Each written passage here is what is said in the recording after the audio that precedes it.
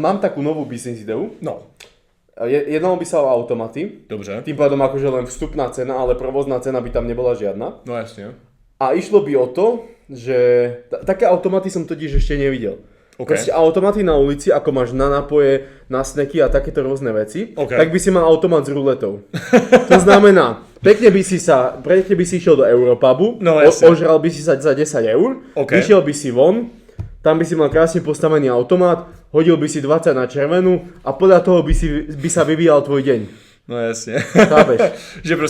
Že proste nemusíš nikam chodiť, je to rýchle, je to super a hlavne v tých ostatných automatoch je problém, že musíš meniť to zboží, čo je v tom automate. Rozumiem. Tu nemusíš robiť nič.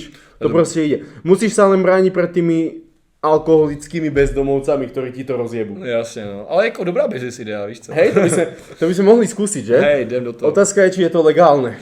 To je tá otázka, no. To neviem. A keď to niekto začne robiť, tak mu osobne najebem. Hej, tešíme sa na vás. Keď si niekto vypočul tento podcast a začne mať automaty na ruletu vonku, tak si beriem 5%.